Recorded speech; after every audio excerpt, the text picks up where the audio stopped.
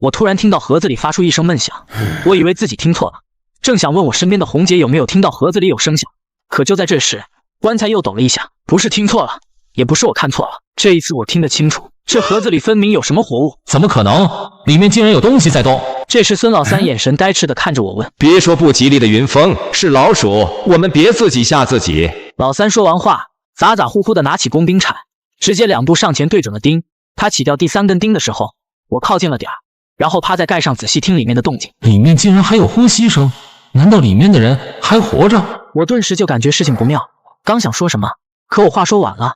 推开棺盖后，三哥站在盒子面前，他一动不动地待在原地，仿佛被施了定身术。怎么了，老三？里面有什么玩意？像是没听到大哥的话，他还是保持着推盖的姿势，一动不动。三哥，大哥叫你呢，你怎么不说话？孙老三依旧没有回话。我和红姐也马上跑过去查看情况，跑到棺材前定睛一看，不单单是老三，包括我在内，所有人都看愣了，看傻了。里面躺着的人，竟然是我们团伙里失踪了半年之久的孙老二孙连福。反应过来后，孙家兄弟急声大喊，谁能想到突然消失了6个月的孙老二，此刻突然出现在了高过诸侯王规格的金冠银国里。若不是亲眼所见，这事说出去我们肯定不会相信。二哥，你到底是怎么了？你怎么跑到盒子里了？到底是谁把你害成这样了？一时间，大哥三哥伏在棺材边，泣不成声。别哭了，一个大男人哭得像个小媳妇，还不快把老二弄出来？对，老三，快把老二给弄出来！我们都凑上前去，想搭把手把二哥从盒子里抬出来。就这时，我突然发现老三衣服里好像有什么东西。我低头一看，看得很清楚，二哥他衣服下好像有什么东西在不停蠕动，一扭一扭的。等等，二哥，别动！怎么了，云峰？此时我顾不上这么多了，强忍着恐惧，把二哥身上套着的花袍子退了上。看清了状况后，我们所有人瞳孔瞬间睁大。三哥最先回过神，他神情暴怒，一把就抓住了这条尸鳖。这东西看起来完全不怕人，被抓住后身子还不停蠕动。等等，老三，你先别动，你看看老二的肚子上，这是什么？青铜管？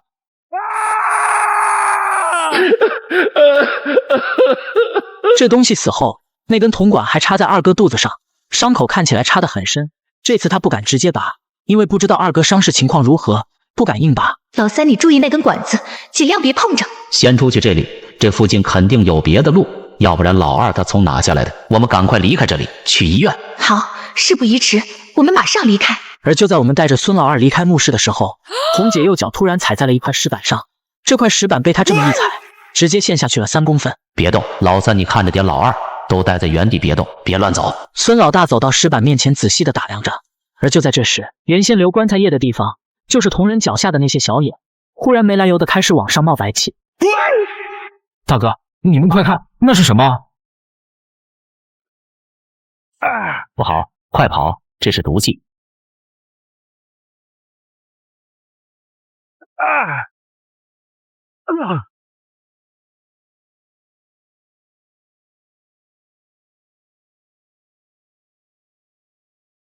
哈哈，大人妙算，他们果然都中招了。陈建生，怎么会是他？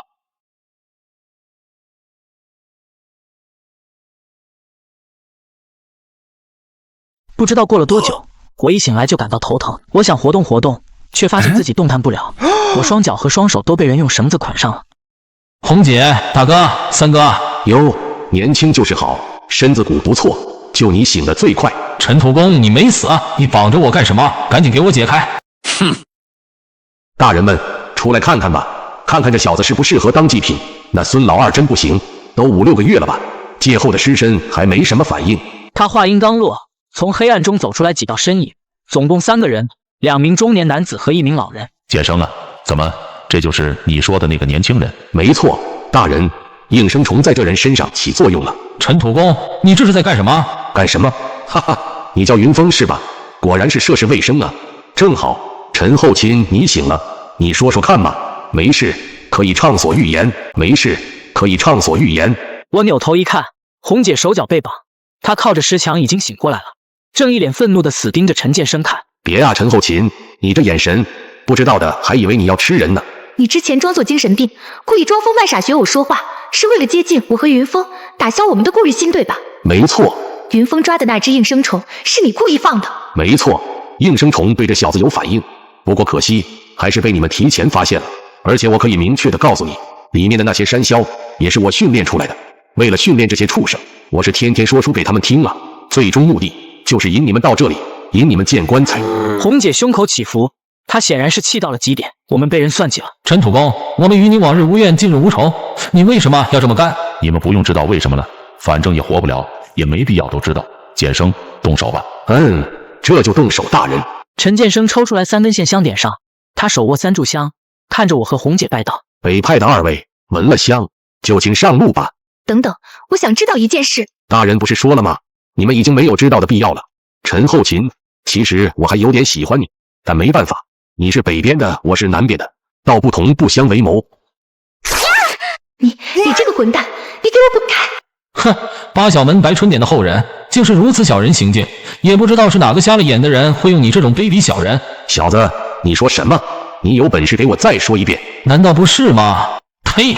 你还是先办正事吧，简生，别耽误了。这时红姐看着那矮个的侏儒老人，一字一句道：如果我陈红没猜错，你是苏秦背剑小柳头吧？阁下是长春会的人，怎么和南派的盗墓人混在一块了？阁下也不怕掉了身份？女娃眼力不低，竟然知道长春会，还知道老夫年轻时的名号。岂只知道我父亲的死和长春会脱不掉关系，就算我陈红今天死在这里，我也要对天发誓，只要那人还活着，我陈红一定会为父报仇。大人，别和他废话了，我直接帮你宰了他。等等，女娃，我问你，你父亲是谁？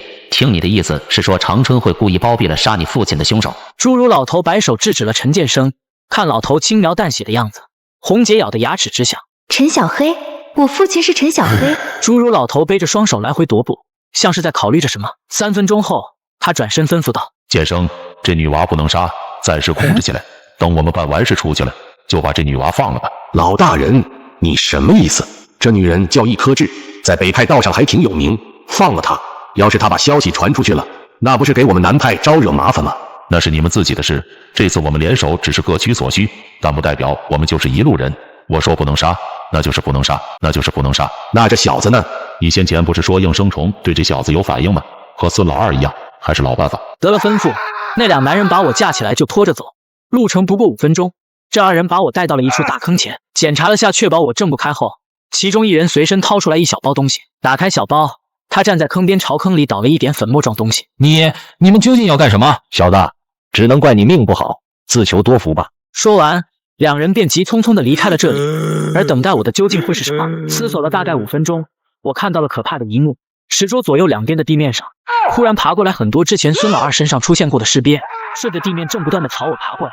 我吓坏了，拼命地想要挣脱绳子，可依旧没有什么用。完了，这次是真的完了。没想到我向云峰竟然会死在这暗无天日的地宫之中，而且还会死得很惨。隔着不远，我鼻子能清楚地闻到这尸鳖身上的腥臭味。正当我万念俱灰，准备迎接万虫撕咬的痛苦时，这些东西在我身旁不到20公分的距离停了下来，似乎是在忌惮什么。这一幕让我不由得吓出了一身冷汗，大脑飞快地运转。我突然想到了一件事，难道是我身上藏着什么让他们害怕的东西？不管了，试试能不能站起来。挣扎了2分钟，我终于站了起来，而这些东西并没有攻击我。现在的情况我也顾不上这么多，直接顺着石台边上跳了过去，想要利用食盐割开我手上的绳。忽然间，我脖子上姚玉门送给我的嘎乌和护身符掉在了地上。让我震惊的是，这些尸鳖看到护身符，竟然往后退了一步。难道是因为这东西？先打开看看吧。很快，黄纸团被我打开，里面流出来一些淡黄色的粉末。黄色粉末无色无味，在我身旁不远处，几只尸鳖一闻到这黄色粉末，顿时就像长虫见到了雄黄，飞快的后退。我低头一看，黄纸团上还写着2行小字：生死有命，富贵在天，暗访小人，明访小虫，地宫阴曹，当心当心。看完这话，我心中掀起来了滔天大浪。姚玉门送我的护身符里有24次批言，这女人难道早就知道了我和大哥3个的秘密计划，竟然还知道我会在地宫遇难？看完符上留下的字迹，我便紧贴着墙壁想要离开。这些东西没有再跟过来，顺着路走了几分钟，我忽然看到前面有火光传来，好像还能听到人的谈话声。我悄悄地靠近。陈哥，你说咱们这次事办得这么漂亮，要那具干尸真能靠着吸人血复活，那咱们就大发了。对呀，陈哥，长长春会的副会长快死了，咱们把那干尸给他，说不定陈哥你就能从8小门晋升到4大门，我也能加入长春会，以后都能横着走了，什么样的马子泡不到？你这小子，难道你进长春会就为了泡马子？大男人能不能志向大点？哈哈，我的志向可比不上陈哥你啊！你本事大，自己团伙里的手足兄弟们说坑就坑，眼都不眨的。快滚球吧，250！果然被红姐给说中了，我们被人做局了。和陈建生搭伙下墓的那帮人，包括已经死了的直国臣，都让陈建生坑死了，真卑鄙！跟了一路，约莫着有半个小时，陈建生和那个男人停了下来。我看到前方有个很隐蔽的石洞入口，洞口用一些干草掩盖着。扒开干草，这二人相继钻了进去，原地等了3分钟。我也猫腰跟着钻了进去。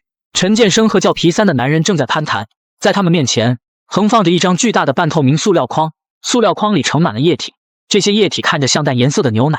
隐约的，在大塑料筐内的液体中有个黑影泡在里面，从外面映照的轮廓看，这黑影像是个人。哎，皮三哥，我问你个事，你说尸体真能死而复生吗？不知道啊，陈哥。不过我看这事有点邪，你就说咱们之前从金冠银国里把这东西弄出来了，当时咱们都看见了吧？那具尸体只是瘪了点，牙都露在外面，那是人。我藏在山洞口，悄悄地打量偷看，在他们面前横放着一张巨大的半透明塑料筐，塑料筐里盛满了液体，在大塑料筐内的液体中有个黑影泡在里面。别动，你小子不要命了，还敢碰这些水？咱这不是好奇吗？对了，还有一件事我得告诉陈哥你，这次出去后，陈之国的那点家当我也应该有份吧？我也不贪心，给我3成就行。自然，这是你也出力了，我答应你，3成就3成。太好了，仗义。三啊，你不是对这东西好奇吗？你真想看看也行，站边上小心点。说好了，只许看一眼啊。真的，我能去看一眼。去吧，不要碰水就行了。得了准许，男人走到塑料大水箱前，他低头看了看，头也不回地说：陈哥，这水白花花的像牛奶，看不清啊，在哪呢？在中间位置，你再仔细看看。中间好像没有啊。接下来发生的一幕，我全在暗中看进了眼底。只见陈建生悄无声息地捡起来地上的一块圆石头，他脚步声很轻，踢人对着那男人喊了一声：皮三啊？什么？呸！3成，你敢跟我要3成？你算个什么东西？半成都没有，那都是我陈建生应得的。呸！踢了踢皮三，见他没什么反应了，陈建生扭头朝四周观望了起来。我忙缩回去藏好。好险，差点就被发现。Sir，安心点走吧，你那份陈哥我先替你留着，你放心吧。等你到地下见到咱们的支锅和后勤了，你也替我带句话，就说逢年过节的，我都会给他们烧点洋房美女的。话罢，陈建生抬起了他的上半身，看那架势，摆明了是要往大屁矿里丢。陈建生可能一时手滑，这一下没把人整进去，反倒是砰的一声把皮三儿又放倒了。没曾想皮三儿被磕醒，他没死。干你姥姥！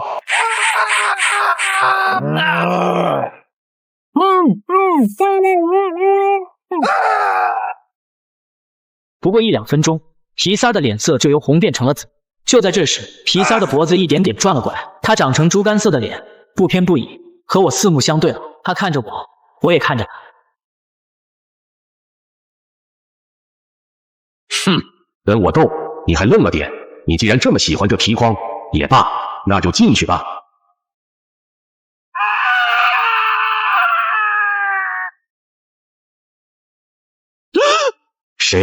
谁在那？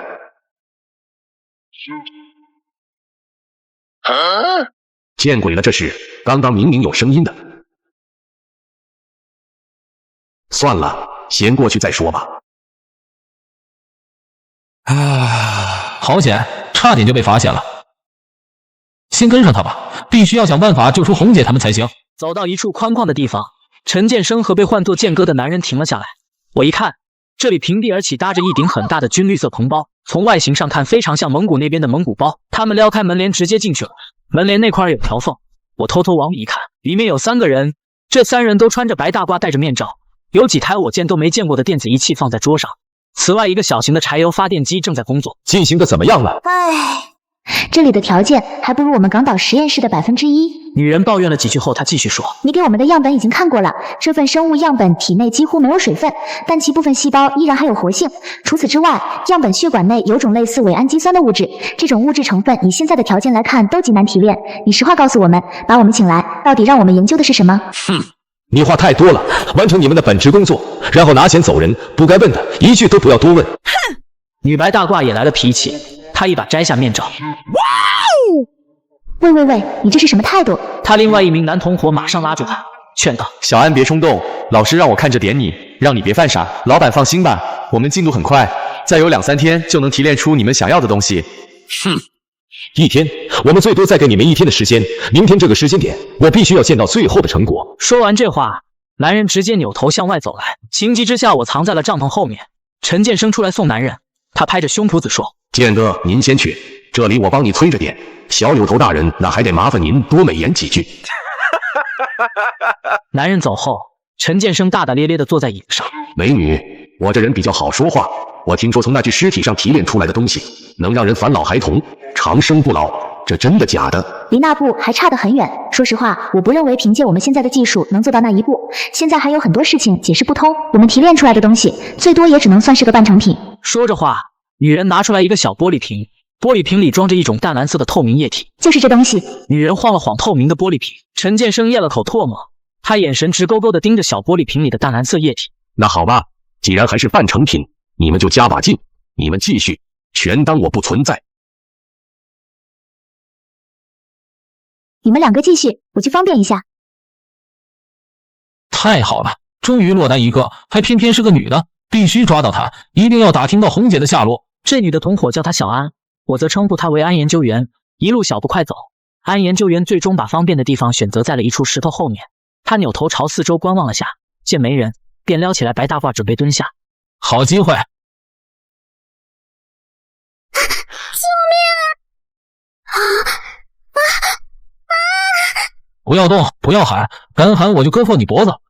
你是谁？你不用管我是谁，我问你答，知道吗？你要是敢骗人，呵呵。别伤害我，我只是听从老师的意思来干活的。我问你，你见没见过一对兄弟，年龄大概30多，不到40，还有一个女人，也是30出头的样子，右眼角下有一颗小黑痣。说实话，见过没有？你能不能让我上完厕所再说？都尿裤兜里了。那不成，要是你跑了怎么办？我找谁去？说见没见过？我没必要骗你，我们很少离开这。我们进来的时候也是让人蒙着眼睛来的，那些仪器是老师联系的，我连现在自己在哪都不知道。我求求你，不要害我。这女人本就长得漂亮，妥妥的混血儿，贴着身子我都能感受到她身材。我心里给自己打气，让自己千万别露了怯。我从她白大褂口袋里摸出来一个透明小瓷瓶，瓶里装有那种淡蓝色的不明液体。这是什么？这是我们从样本身上分离提炼出来的，用的是国外先进的 HBJ 生物提炼，这种只能算是半血清性质，不可以直接作用人体。我个人觉得并不会有什么用。什么玩意儿？老子一个盗墓的，你跟我说这些？不过听他们说这东西能让人起死回生，到底是不是真的？带着这一丝疑虑，我威逼安研究员把他带到了一处无人的拐角处。这地儿远离那边，四周全是碎石。蹲下。求求你，我都告诉你了，你放我走吧，我们应该明天就要离开这鬼地方了。只要你愿意让我离开，我就做你女朋友，你想怎样就怎样的那种。但请你不要伤害我。此话当真？求求你，我都告诉你了，你放我走吧，我们应该明天就要离开这鬼地方了。安研究员大眼睛一眨一眨的看着我，软声软气的为自己求情，但我知道，以这帮人的性子，很有可能不会让他们活着出去。但我不会直接说。你不用跟我说那些没用的，我没兴趣。照理来说，我与你往日无怨，近日无仇，肯定不会平白无故的害你。不过嘛，眼前情况特殊，你和你那些同伴要还想出去，要还想活命的话，就必须得答应我的条件。我想活命，你要我答应你什么条件？让我混进你们的队伍中，你来做我的内应。为了救出一颗痣和大哥、二哥、三哥，我也只能混进研究员的队伍中，顺便也把被蒙在鼓里的几个研究员一块带出。因为我们现在还在地宫深处，甚至连出口在哪都不知道。安研究员为了自己能活命，最后也只能无奈答应了下来。那你现在要我怎么做？我则开始实施自己的计划。他先叫出来他那个男同伴，我躲在暗处瞅准时机，一石头砸倒了这人。我抓紧时间，飞快地脱掉了男人身上穿着的防护服和面罩。安研究员看着倒地昏迷中的同伴，放心吧，死不了，给他留了口气。和他结伴回去。走到门口时，我正了正脸上的面罩，压低了声音：美女，记住我之前的话，咱们各取所需，则相安无事。明天一旦离开，咱们天南地北再不相见。我希望你明白我的意思。好，我知道了。不过你一定要答应我，一定要把我也带出去。没问题。喂，美女，你这哪是去上厕所了？刚才我见你把同事叫走，你们俩该不会是去……安研究员白了他一眼，随后打断了程建生的话题。喂，最后关头，我们这儿还需要一样东西来检测，为了保证结果的准确度，我们要活体，年龄最好在30岁左右，是女人最好。啥玩意？你意思是说要活人做试验，还必须得是30多岁的女人？反正交代给你了，这是关键一步，办不办你自己看着办吧。要是那伙人最后问起来，你别说我没告诉你。陈建生脸色阴晴不定，几分钟后，他沉声道：“在这等着，我去找人问问，看看能不能满足你们这条件。”此时，另一位蓝白大褂显然不知道什么情况。小安，你这是……师兄，你别管了，这是老师交代的步骤。安研究员找了个借口，应付了过去。大概过去了1个多小时，从结果上来看，我是赌对了。红姐被人一把推了进来。我说陈后勤，你能不能老实点？进去，再不老实，陈后勤，你可别怪我不留情面了。好了，你出去等吧。那可不行，我有任务，得看着你们几个。那你在门外不能看着，我们还能跑吗？怎么，女人脱衣服你也死皮赖脸的要看？那好吧，我就在门口，别和我耍花样。出结果了，一定要第一时间通知我。陈建生出去以后，红姐双手被反绑着，听说我们要脱她衣服，就朝我们吐了口唾沫。几个小鸡仔而已，一块上就好了。老娘要是皱下眉头，就不是一颗痣陈红。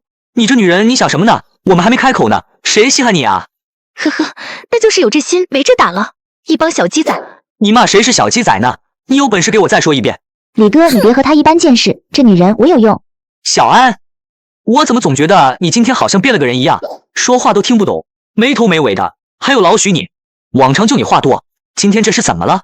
我看着安研究员和他四目相对，他对我点了点头，深吸了一口气。我目不转睛地看着他，一点点解开了自己面罩，面罩滑落。安研究员立即对这人做了个噤声的手势，他同时用另一只手指了指门外，示意陈建生在外面。红姐瞪眼看着我，许久，她表情不可思议，咬着牙嘴里蹦出来2个字：云峰。你谁呀？老许呢？你不用问我是谁，我就说一件事，你和他想不想尽快出去，离开这个鬼地方？李哥，老许没事，这人虽然行事鲁莽，但我觉得他说的在理，我认为我们应该暂时合作。安研究员虽然胆子小了点儿，但冷静下来后口齿清晰，他把之前的情况都讲给了姓李这人。红姐理清了事情的来龙去脉，随后他小声问我：云峰，接下来你准备怎么办？我大概知道老大他们一伙人被关在哪，你准备怎么救？一听这话我松了一口气，红姐说大概知道地方，这可省事了不少。随后我就将自己的计划说了出来，可话刚一说完，白大褂李征眉头一挑：这能行？万一被发现了怎么办？别人先不说，就那个不足1.5米身高的小老头，你之前见过吧？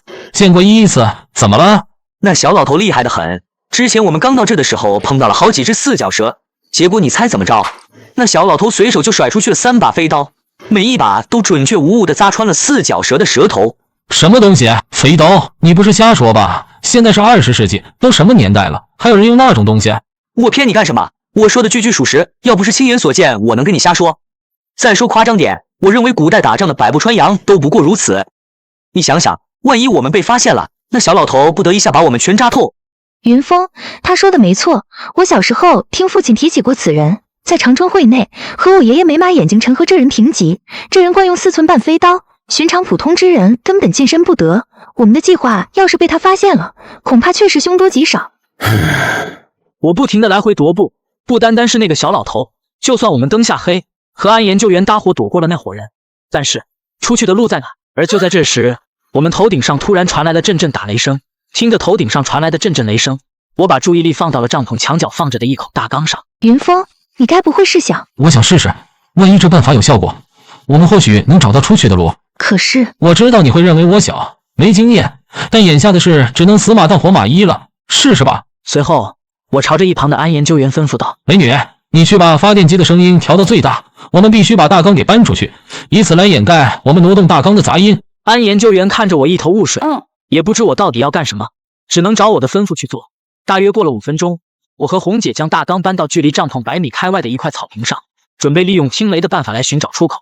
而就在这时，不知道从哪传来了2声怪叫声。怎么下面还养着鸡？估计是山鸡之类的吧，没什么，别管这些没用的，我们开始吧。这法子真有用吗？别到头来我们白忙活了一场，最后还是被人抓回去了。隔行如隔山，不懂不要瞎说，实在不会说话就说点吉利的。上吧，云峰。点点头，我深吸一口气，然后直接跳进了水缸里。这口缸可以理解成回声收集器，其原理有些类似那种简陋的竹筒传声装置。这就好比一个人在山洞里放炮仗，炮仗声扩散到死路和活路后再传回来，那种回音肯定不一样。在盗墓行里，这法子叫听雷。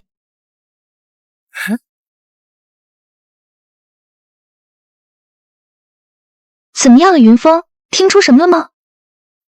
那个方向的回音不一样，很有可能通向地面。那就好，这样我们也不至于像无头苍蝇一样到处碰。已经知道路了，你俩要自己走还是跟我们一块走？不过我可事先说好，我和云峰还要去找人救人。安研究员陷入了沉思，反倒李真很快做了决定。我和小安还要回去一趟找老许，既然知道了大概方向，那我们就不跟你们一道了。他俩要回去找同伴老许，我和红姐也要去找大哥他们。我心里叹了一声，但愿双方都能活着出去。红姐，你确定是这里？怎么一个看守的人都没有？大哥他们被小老头那伙人难道真的关在这？没错，就是这儿。先前和老大分开的时候我留意过，当时他们就停在这儿。走吧，进去看看。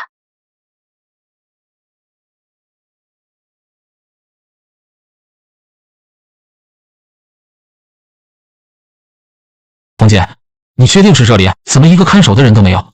大哥他们被小老头那伙人难道真的关在这？没错，就是这儿。先前和老大分开的时候我留意过，当时他们就停在这儿。走吧，进去看看。顺着红姐指的路，用手电照明走了几十米，我在地上发现了一个薄膜塑料袋，袋子上有商标，是超市货架上那种速食面包用的。小心点啊，红姐，这附近可能有人。红姐，奇怪了，刚才还在这里的人去哪儿了？忽然间，我用手电一照，我看到在西北角方向有个人在那一动不动，看衣服应该是红姐。吓死我了，红姐，我怎么叫你不回话呢？红姐此时脸色苍白，眼神呆滞，对手电光都没什么反应。我用手电照她，连眼睛都不带眨的。这不是我们刚才听到的那个声音吗？怎么会在这？此时前方黑暗处浮现出几点火光，我拉了拉红姐，下意识后退2步想要跑，可她站得很稳，我都拉不动她。那几点火光也离我也越来越近，黑暗中逐渐浮现出来几张面孔。你小子还挺能耐啊！之前是我们小看你了，你竟然能从蛇坑里跑出来，年纪轻轻看来还是有点手段的，也不枉我们费尽心机的来逮你。看着陈建生，我深吸了一口气问：红姐怎么回事？你们是怎么回事？你们是怎么发现我踪迹的？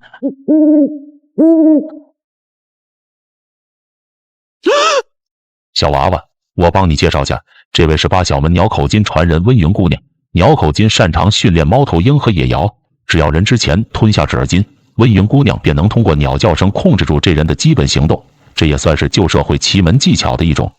原来程建生这伙人早就知道我们的计划了。红姐第一次进同胞开始，她就已经被人强行喂着吞下了纸耳金，已经被玩猫头鹰的这女人控制。看来安研究员那伙人有危险了。话罢，陈建生转头看着小柳头，一脸掐媚。大人，大鱼儿什么时候要钩？依我看，凭大人您神出鬼没的4寸飞刀，这些大鱼只要敢从水面冒头，肯定是死无全尸啊！哼，不用拍马屁，如果我猜的没错，他们对面至少有一位和我平级别的人物。希望不是魏文通和乞丐刘吧？大人，魏文通不是10几年前就得癌症死了吗？乞丐刘听说也得了老年痴呆，早就半身不遂的坐轮椅了。13年前，自副会长掌握实权以来，偌大的长春会几近分崩离析，都借着生病的借口脱离组织告老还乡了。建生虽是白春点的后人，但有些事你知道的还是太少了。希望地宫里的东西有用，能让副会长大人再多活几年，否则的话，江湖上又要不太平了。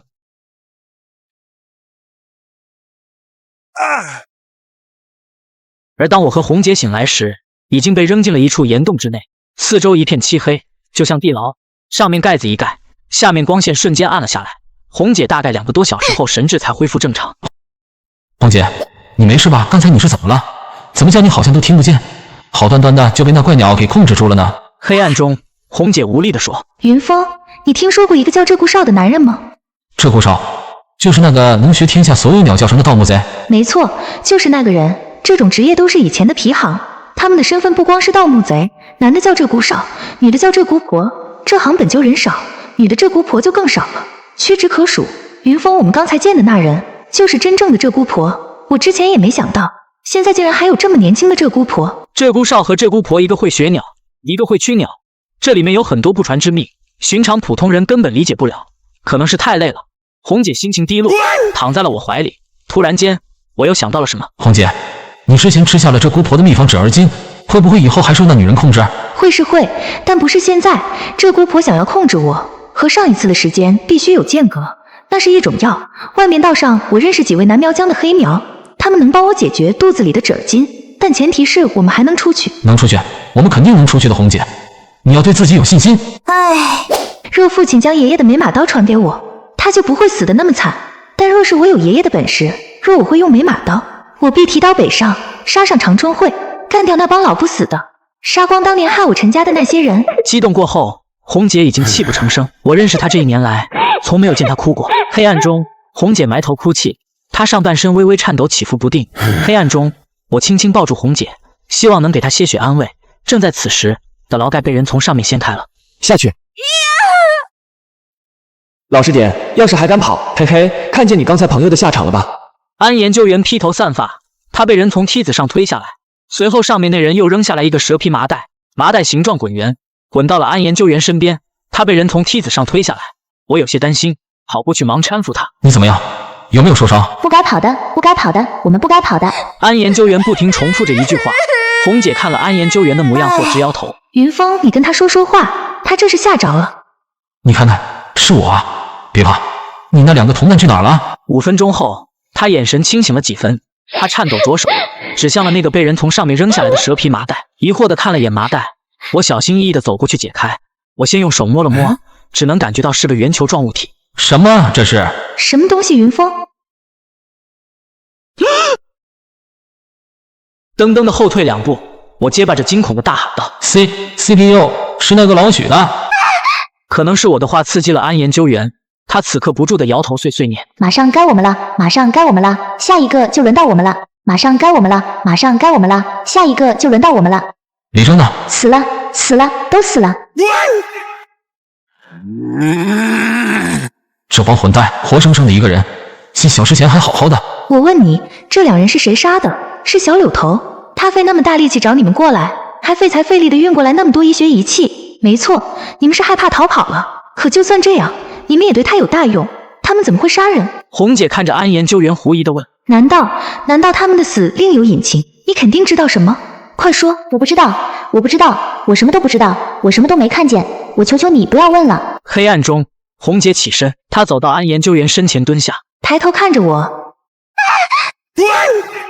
清醒点了没？要是还不够，我不介意帮忙再多来几下。被打的嘴角流血，安研究员哭哭唧唧地说，是药，是粽子，咬死了老许，是泡在水里的那个东西。说清楚点，什么药？粽子又是什么？我下意识往裤兜一摸，冰凉的触感传来，把东西掏出来，是一个装着淡蓝色液体的玻璃瓶。哟，你说的是这玩意？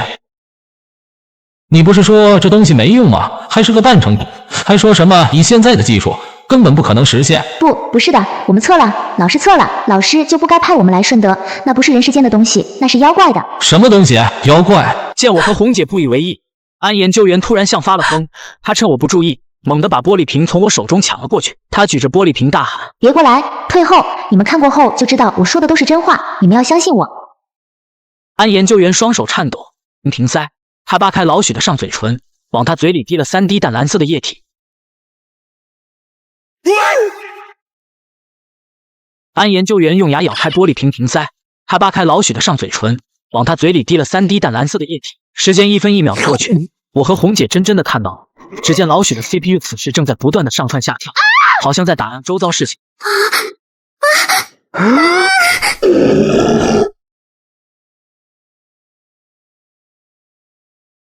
整个过程持续了不到3分钟，随后恢复如初 ，CPU 一动不动。信了，我们信了，你赶快把这东西收起来。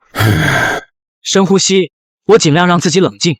眼前发生的事情已经超出了我的认知。我看着安研究员问：“还有呢？我记得你刚才还说过什么身体，那是怎么回事？”不是身体，是妖怪，浑身流脓水，头发长得很长，身高很矮，像个小老太婆。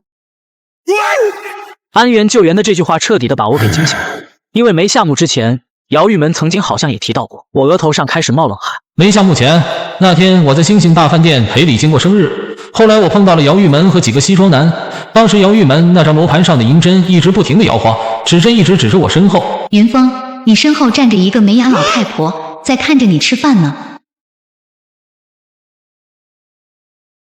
当初发生的这件事我没敢告诉红姐，我暗自摇头否定，这不可能。姚玉门这句话当时应该只是开玩笑，并没有什么其他的含义，可能是我想多了。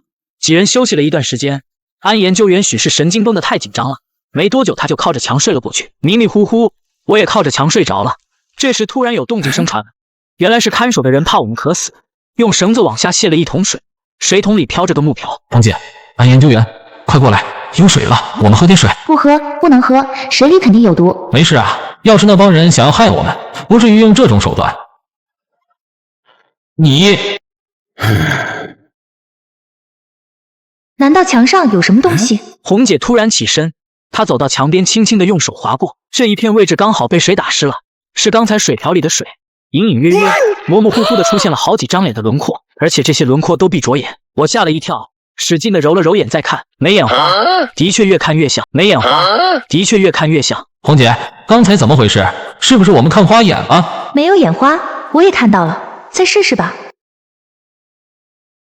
三合土墙这次吸够了水，很快，我们眼前整面墙上浮现出来了上百张人脸轮廓。安研究员被吓得不停大喊大叫：“没用的东西，闭嘴！”云峰，我问你，你现在还能尿得出来吗？啥？红姐，你说啥呢？怎么扯上这个了？云峰，我怀疑这地方不是废弃没用的殉葬坑，那些殉人应该都被人做成了色斗笼，被住在了这些墙里。看我疑惑，红姐深吸一口气解释说：“等会儿你往墙上尿一点，或许能看出来。这种情况我以前见过一次，赛斗笼是商周战国时期的叫法，春秋战国之后叫埋魂柱，现在人叫打生桩。打生桩。所谓打生桩，其实是古代传下来的一种极其邪恶恐怖的建筑方术。古时因为工程技术不发达，许多大型工程在修建过程中会经常出事，古人不知其中原理，便将其视为鬼神的惩罚与怨灵的报复。所以为了平息鬼神的怒气，驱逐徘徊的怨灵，户主便会将人扣在墙里，而那个被扣在墙里的人便被称为生桩，此后千年万年死守此处，永世不得翻身。童子尿和陈醋有酸性，能让三合土变软，我也不知道真假，你试试看吧。随后我就照着红姐的吩咐去办了，水越放越高，只把身后的安研究员看得目瞪口呆。不过3分钟，三合土泡过尿后，看样子的确像有所变软。红姐见状脸色一喜，她瞅准一块地方，开始大力的用尖石头。墓葬里的三合土是很硬，但是怕童子尿和食用醋，这是三合土最大的作用。又过去了几个小时，我照常接着对墙来回放水，也在不断的喝着大缸里的水。红姐也在不断的对着石墙用石头打。然而石墙的情况和我们想象基本一致，墙上出现了一个半米见长的黑窟窿，有轻微的凉风刮进来。通了。这时红姐努力探头往外看了看，然后又说：“怎么会这样？怎么了，红姐？外面啥情况？你是不是发现什么了？先钻过去再说，继续留在这里夜长梦多。我大概算过时间，离他们下来送饭还有3个多小时，这段时间内我们要尽可能远离这里。”那好吧。云峰，你干什么？红姐，带安研究员一块出去吧，他留在这里也怪可怜的。带他干什么？咱们现在都自身难保了，现在哪里还有时间顾着他？安研究员双手捏着衣角，小声地说：“我求求你们带上我吧，我还不想死，我保证不会拖你们后腿。”哼，胆小鬼！红姐脸色不悦地扭向一边，不再说话，看样子是把决定权交给了我。红姐，我之前答应过安研究员要带他出去，咱们就帮帮他吧。行，跟着我们也行。这次你先钻过去。红姐之前动手打过他，安研究员心里也知道这是被当了小白鼠。他望着黑乎乎的墙洞也害怕，但他更害怕我们丢下他不管，也没敢多说什么。紧接着他就钻了进去。大约过了5分钟，对过安研究员的话音传来：“我没事，这里地上有点稀，你们也过来吧。”不对啊，这怎么这么多稀泥？怎么了，红姐？是不是哪里不对劲？云峰，你记不记得我们之前刚进来时看到的木头山？是那个扬长题凑吧？我知道，我们还见过那墙上的壁画，因为闻了柏木上那些老脸菌，所以看壁画时出现了幻觉。我说事情不对劲，就出现在这里。当初看的壁画上的内容，不单是盒子，还有一片泥泞沼泽，而且如果我没记错的话，是一共有6个人出现在壁画上。所以你刚才有那种反应。咱们现在一共才3个人，你说你看到壁画上有6个人，难不成另外3个人在我们身边，我们却看不见？算了，神鬼之说也只是无稽之谈罢了。走吧，先出去再说。而当我们出去之后，我发现刚才那些泥还只能陷到脚踝处，才走了这么几分钟，现在竟然已经陷到了小腿处。说来也怪，地面上没见有什么大量的积水，不知为何这路面会如此泥泞不堪。帮我，我没力气了。来，抓住我手，你就跟在我后面，看着我的脚印走，别的地方不要乱踩。我知道了。路况越来越难走，而且我发现刚才那些泥还只能陷到脚踝处，才走了这么几分钟，现在竟然已经陷到了小腿处。要留在原地的话，那帮人肯定还会追来，我们只能硬着头皮往前走，想着尽快走出这片泥泞的沼泽区。突然间，前方传来红姐的惊呼声，我看到红姐一脚踩错了地方，她整个身子正在快速的往下沉。云峰，快帮忙拉我上去！我见状大惊，忙招呼安研究员一起过去拉红姐。我不过来还好，一过来，我和安研究员也跟着一块陷了下去。我们3手拉着手，正一起往下沉，很快泥浆就淹到了大腿根。红姐紧张的满头大汗，她大声喊道：“别乱动，别挣扎！”不过这只是暂时减缓了下沉速度，肉眼可见的，我们身子还在一点点往下陷。安研究员吓哭了，快想办法！先别慌，红姐，安研究员，试着往后仰躺，同时放松大腿，不要强行挣扎，手脚尖，身子往后躺。红姐和安研究员立即学我的范，开始尝试着让自己的重心转移。这么做的好处是加大了身体和泥沼泽的受力面积，但还没办法脱困，我们只能这么半漂浮着。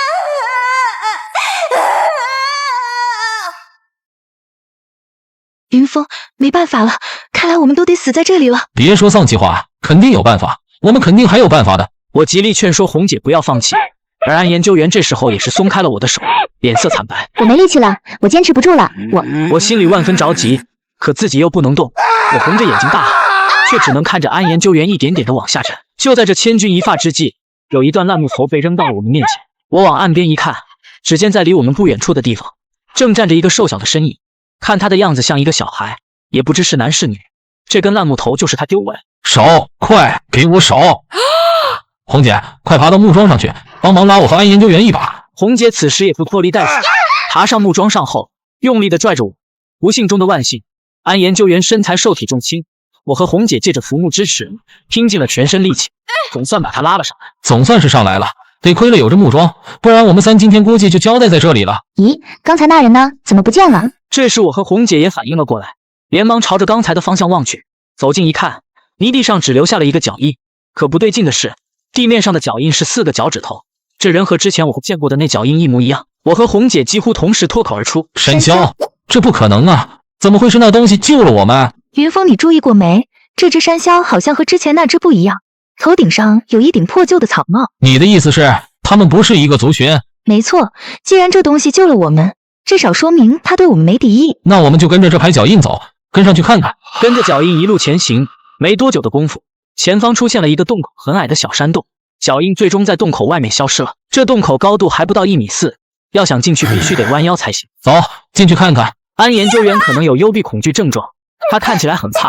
我安慰他不要多想。红姐不时叮嘱我们小心。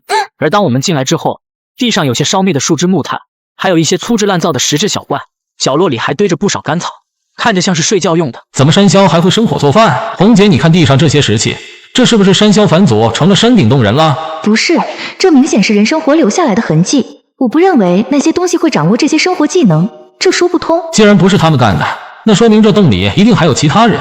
先找找看吧，看看能找到些什么东西。随后我们几人在山洞里搜寻了一番，倒是没找到什么人。不过安研究员在睡觉的地方有所发现。哥，你快过来看，我发现了一些东西。朝着安研究员的方向掀开夹层，有匕首、火折子、几袋子包装完好的压缩干粮，还有一段剪开的绳子和一小盒纱布。这东西足以说明一件事，这山洞里之前是有住着人的。这山洞里之前是有住着人的，而且肯定不是我们现在这伙人的，也应该不是小柳头陈建生那伙人。那这是谁？仔细听，有脚步声，有人进来了。先藏起来，先藏起来。很快，洞口处钻进来一个身影。我刚举着石头准备照这人脑门上砸，这人突然一抬头，我和这人四目相对。怎么是你？你怎么在这？怎么，向云峰，几个月不见，刚一见面，你这是想砸死我吗？玉姐，怎么回事？你怎么会突然出现在这里？你不是早离开顺德了吗？姚玉门指了指干草堆，几人坐下来后，他看着我道：“这事说来话长，说实话我也很意外，我没想到能在这里碰到你们几个。孙家兄弟在哪？有没有出事？”大哥、三哥被人抓住了，不知道现在关在什么地方。二哥现在也不知道是死是活。我当初劝过你们，你们不听，事到如今也怨不得别人。本来在计划里，我们还要过几天才露面的，没想到被你们误打误撞的发现了。我们，玉姐，你的意思是？话到这，红姐看着姚玉门，她若有所思了片刻，轻声开口了：“没想到竟然会是这样。”我急了，因为我听不懂他们在打什么哑谜。红姐看着我，摇着头说：“云峰，事到如今，你还没看出来吗？这件事其实从一开始我们就被蒙在了鼓里。可笑的是，我们还故作神秘的瞒着把头。唉，把头也来了，怎么可能？”姚玉门让我别这么激动，他简单讲了讲事情的经过，却把我听得好一阵才缓过劲儿来。当初我们进地宫，下地宫发现新鲜白巧克力时，王把头就断定我们一定会下墓救人。那时三哥骗王把头我们要离开顺德，让三哥去外国给我找女朋友。原来从一开始，把头就没有离开顺德，我们干的这一切都在他眼皮子底下，他什么都知道。云峰，你误会把头了，整件事背后很复杂。王把头也有他自己的顾虑，他了解孙家兄弟的秉性，我和王把头商定的计划，其实也是从那天开始的。红姐深吸一口气，她看着姚玉门说：“现在不光是南北之争，长春会小柳头也介入了，这些你和把头知道吗？”这里是地宫的夹层，我在这生活了3、4个月，有什么我不知道的？3、4个月，这么说，除了那座地宫石门，还有别的入口能进来？玉姐，你说这个地方其实是地宫夹层，那你是怎么知道那帮人消息的？自然有帮手替我打探消息。说完，姚玉门突然打了个响指，几分钟后，有2个戴着草帽的小矮个从山洞外钻了进来。他们一见到姚玉门，开始不停滋滋吱的叫唤。我给他们取了个名，左边公的叫大郎，右边母的叫小翠。云峰，来，过来认识一下。这时，他冲着我不停撅嘴，看着像是要上来亲我。你好，我叫夏云峰，很高兴认识你。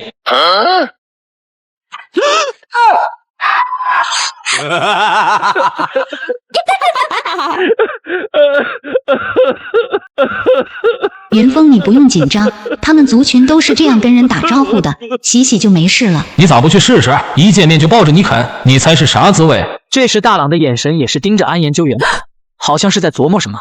片刻后，慢慢的靠了过去。行了，差不多就可以了，回去。云峰不用害怕，他们已经被驯服了，一般情况下不会攻击人。把头呢？把头现在人在哪？王把头现在不在这里，因为小柳头那帮人要对付的人就是他，具体情况还是先出去再说吧，这太危险了。一路上，安研究员听着姚玉门的一番话也是吓傻，因为姚玉门说的正是放在他们帐篷里的冰棺，那就是界侯的小女儿，她的金棺银果被那伙人打开了，长春会找来高手想压制，我就知道迟早会出事。那是千年不见的阴姿师，他小女儿都能变成这样，我不敢想这位界侯现在到底变成什么样了。我们准备的东西都不一定有作用。那黑驴蹄子对他有用吗？阴姿师是古风水地脉学里的东西，用那种东西当然不行。不过我听我叔叔说过，用湘西那边传下来的老捆参绳和喊口钱或许有用。总之已经超出了常人能理解的范围。王把头不露面，其实根本就不是怕小柳头那帮人，而是他们从金棺银果里被他们放出来的那东西。我们现在不光要和长春会的人斗，还有可能要面对传说中的阴姿师。看来把头一再小心是正确的，小心驶得万年船。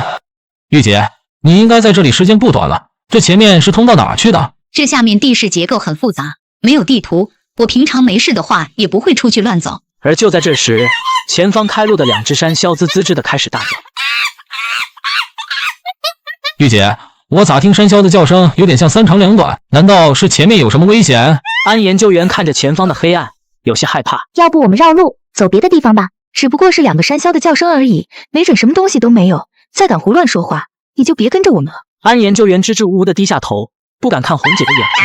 此时戴草帽的山魈疯狂大叫，来回乱跑，并且不断用手指着地下。姚玉门用手电往下照了照，我们发现了点东西，是一张类似蛇类动物的蜕皮。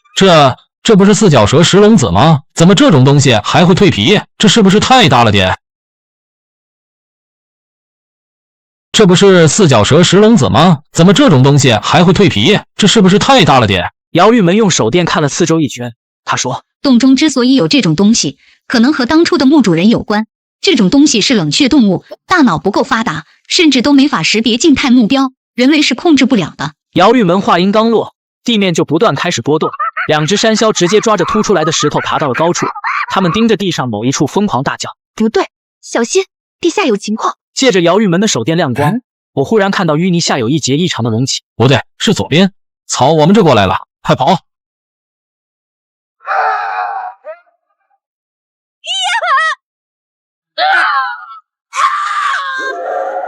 这一声巨响，几人便被这一股突如其来的动静吓得不知所措。一只体长超过2米、浑身蓝黑色的四脚蛇从淤泥之下钻了出来，它趴在地上，和我们大概间隔着不到10米的距离。所有人都吓得不敢动。这到底是四脚蛇还是大蜥蜴？这东西怕不是一口能把人脑袋咬下来？都别轻举妄动，这东西没法识别静态物体。紧接着，四脚蛇慢慢的朝我们这边靠了过来，动作很笨拙。突然间，安研究员毫无预兆，拔腿就开始向后跑。安研究员，别动！救命啊！我喊了一声，可是已经太迟了。这畜生四脚着地，立即飞快地爬着朝安研究员逃跑的方向追去，速度极快。安研究员回头一看，顿时吓得脸，他脚下一打滑，直接摔在了泥潭里。四脚蛇一口咬在了安研究员小腿上，开始拖着他跑。不要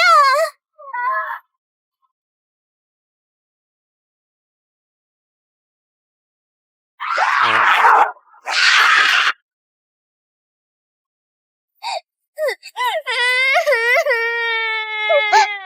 安研究员连哭带喊的朝我们这里爬，他现在浑身上下都是泥，小腿上鲜血直流。我忙跑过去，他拽过来，而那畜生跌跌撞撞的爬了5、6米后，不再动弹。还好，已经死了。你知不知道刚才多危险？你差点就没命了，你知道吗？必须得马上走，我本来不打算用的，只要枪声一响，那伙人肯定能听到。我们已经暴露位置了。那他呢？他现在还能走？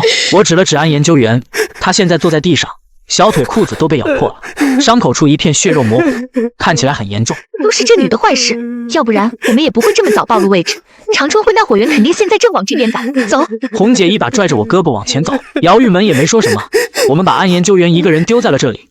我不时回头看看，就看到他捂着小腿坐在地上，在不停地抹眼泪，看着很可怜。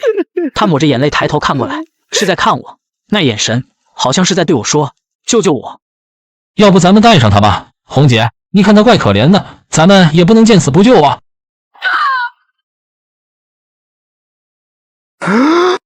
走吧。你这个疯子！我大步跑了过去，看着倒地的安研究员。安研究员双目圆睁，已经没了呼吸，一颗子弹正中人心，他死了。为什么？我之前为了活命劫持过他，但我从没想过真正的杀他。为什么？他之前已经知道我们的计划，与其让他被抓回去受苦，还不如给他一个痛快。但你要是带着他，最后会拖累我们整个队伍的。云峰，走吧。我知道他说的道理没错，可我就是……你们先走，我马上跟过来。行吧，随你。死了就死了，云峰，你快点！把安研究员平放倒，我用手一盖，帮他合上双眼，帮他捋顺了双腿，想着让他尽量体面点。对不起了，你们不应该来顺德。你现在也算是和老许、李生他们团聚了，一起来，一起走。就这时，有个蓝色小玻璃瓶从他裤兜里滚了出来，没摔破，滚了2圈后停到了我脚下。看着闭上双眼的安研究员，也不知怎么的，我脑袋里鬼使神差般的生出了一个念头：这东西真的能让死去的人复活吗？拧开瓶盖，靠在安研究员嘴边，我一抬手，喂他喝了1/3。我紧张的后退了2步，也不知道怎么回事，预料中像老许那样的情况并没有发生，安研究员还是那样，眼睛闭着，没有一点变化。云峰，快点，磨磨蹭蹭干什么呢？来了，这就来。原本想刨个坑把他埋了，可我们如今也是在逃命，没有这个时间。我最后深深看了一眼安研究员，小跑着追上了红姐，发觉我闷闷不乐。红姐皱着眉头说：“怎么？难道你是喜欢上刚才那个女人了？”没有，哪有的事，就只是萍水相逢而已。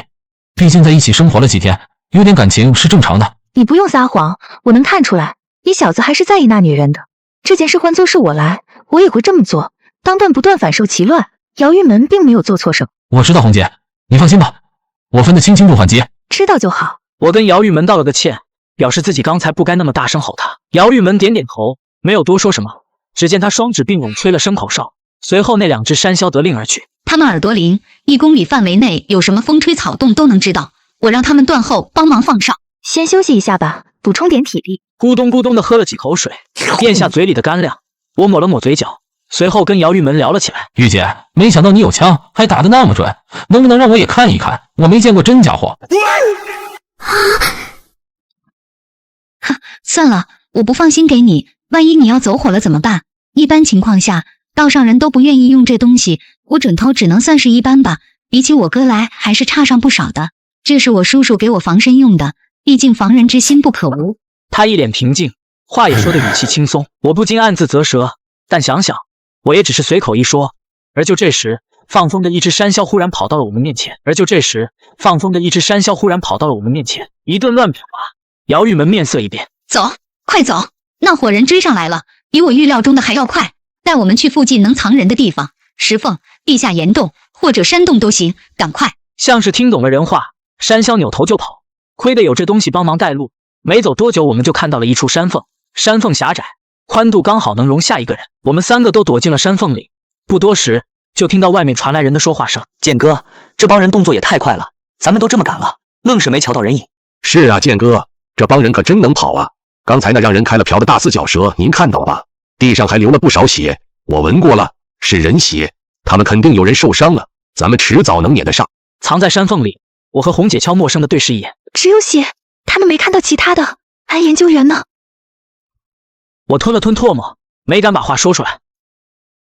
走，继续往前，这帮人跑不了。看这几人离开，我们都松了口气，还好没被发现。刚才是个好机会，有机会下手，你为什么没开枪？以你的准头，应该不难吧？那个叫剑哥的，你不认识不奇怪。此人近些年跟在小柳头身边，在江湖道上很少露面。此人不但手脚功夫了得，他在长春会里还有个干爹。把头说过，尽量不要得罪此人，要不然很麻烦。所以我不敢杀他。他干爹是谁？能让把头这么忌惮？你说个名号出来听听，看看我是否知道。他干爹现在被关在精神病院，这人姓谢。谢启荣，这人竟然还活着。这不是说话的地方，跟我来。随后姚玉门把我们领到了一处角落，这里前后左右被石头遮挡，十分隐秘。到这后我就问，你们刚才说那剑哥的干爹叫什么谢启荣？这人是男还是女？什么来路？怎么我看你们都很忌惮？长春会囊括了五花八门、三教九流的江湖人，其中不乏一些有本事的亡命之徒。从90年代末期就逐渐分化成了老派和少派。之前用白猫头鹰加小口径控制人的女人，就算少派的；小柳头那伙人就是老派的。道上曾有传言说，谢启荣当年杀了燕子李三的一位后人全家，并且糟蹋了其妻女。而恰巧北平流星王少元也是燕子李三一脉的传人。后来呢？后来是不是这王少元为同门报仇了？没有，后来王少元败给了谢启荣，还被人偷掉了2颗招子。他一夜从飞檐走壁的北平奇侠变成了双目失明的瞎子。为了对付谢启荣，后来长春会会长派来了7位高手，最后才清理了门户。只是没想到10几年前的事情，这人还活着。红姐握紧拳头，又慢慢松开了。姚玉门看了眼红姐，颔首道：“你知道的事情不少，看来没少收集关于长春会的情报。先不说这些了。”姚玉门吹了声口哨，叫来了一只山魈。他从怀中掏出一个圆形吊坠，挂在了山魈的脖子上。计划有变，需要提前碰面，带我们去见人。姚玉门吹了声口哨，叫来了一只山魈。他从怀中掏出一个圆形吊坠，挂在了山魈的脖子上。计划有变，需要提前碰面，带我们去见人。山魈用鼻子闻了闻圆球，立即滋滋叫唤着跳了出去。过了不到5分钟，我们来到了一处山洞，一共进来4个人。瞧见为首的老者，我顿时从地上跳起来，惊呼出声：“啊，把头！”把头走过来，笑着拍了拍我肩膀：“云峰啊，有几个月不见了吧？”王先生，这就是你之前跟我提到过的那个小伙吧？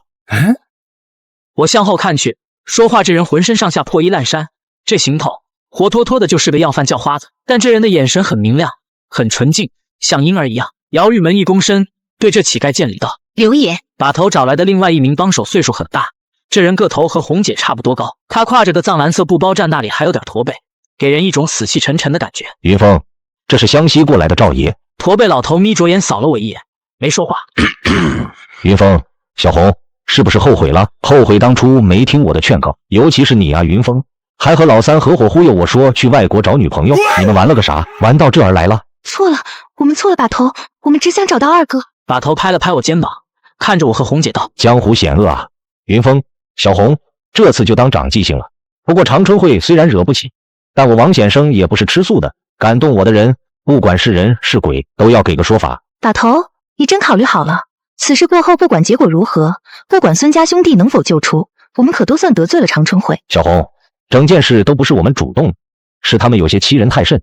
你知道要是老二在这儿会说句什么吗？老二肯定会说，去他娘的吧。王把头，容我说一句，你们之前出去查探的如何？可有所发现？好，我知道了。姚姑娘已经确定了范围，大概200米左右。不过要想具体知道棺椁的地点在哪，还得用到你们老姚家的伐头罗盘。这我知道，东西都已经备好了，只要确定了大概位置就好办。随后，在把头和那名湘西赶尸匠的带领下，一行几人出了山洞。路上我问把头前2天去哪了，把头说他之前是去找极阴之地了。换句话说，整座飞鹅山下极阴之地共有2处，一处是界侯袋子的埋棺之地，因为要想形成阴姿尸，则必须葬在极阴之地下；而另一处就是那间密室，藏金冠银果的那间密室，但那不是界侯的棺椁，是他小女儿的金冠银果。而我估计，这位主给自己选的位置更阴。我们现在要做的是，先一步找到界侯棺椁，然后以此为条件，来交换大哥、三哥他们。怎么样了，玉门？还没找到了吗？没错，就是这个地方。咦，这里不是关押我们的地方吗？怎么绕了这么大的圈子又回来了？把头，这就是你说的极阴之地？不错，准确的说是坑底下。不行，把头，你们不能下去，那下面全是四脚蛇。我急声告诉了他们我之前的遭遇，不过把头听后脸上仍面无表情，像是早就知道这些。此时姓刘的叫花子清笑道：“你这娃，一帮小虫怕什么？还能吃了你不成？”刘爷，你不知道，小虫也能吃人。我们之前就见到过一条2米多长的四脚蛇，一口就可以把你脑袋咬下来。此话当真？2米多长的石龙子，你们亲眼见到的？云峰没说谎，柳哥的确有2米多长，当时我也在场。那感情好，干这么多年了，2米多长的石龙子，别说见过，听都没听过。要是还能碰上一条可好，我试试看能不能驯服。可是柳大哥，石龙子是冷血动物，智力可没山魈那么高。没事，四脚蛇也是蛇，蛇属于窝嘛，我自有办法。先别谈这些，到了坑底再说。反正上次下去我们没碰到那么大的，都是些小虫。我们几个先下去，云峰、小红你们殿后，都小心点，一定要抓牢绳子。几人顺着绳子滑到了坑底。乞丐刘下滑时给我留下了深刻的印象，他单手抓着绳子，看都不看脚下一眼，一往下滑就是好几米，看着身轻如燕，臂力惊人，比我这个小年轻体力都强。滑到坑底，柳玉山直接从怀中掏出一根香，用打火机点着，他就那么举着香。这是老海狗配的驱蛇香，四脚蛇也是蛇，嗅觉灵着呢，一闻到这香味都躲得远远的，哪还敢出来捣乱？把头用手电照了照周围，随后说道：“姚姑娘，该你出手了。”玉姐点点头，她从怀里摸出来一张巴掌大小的罗盘，